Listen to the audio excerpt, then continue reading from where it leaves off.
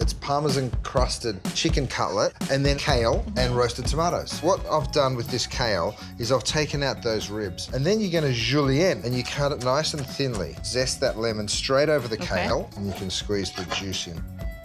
Last step with the salad is a little bit of olive oil. Get a little salt and pepper. So now we can do the chicken. Get your crumb ready. What I do is I take parmesan, I add that to the panko breadcrumbs, a little bit of parsley. You might want to add just a little bit of salt to it. Flour is really just there to let the egg stick. Next, it's time to cook the chicken. We're going to cook in a combination of both oil and butter.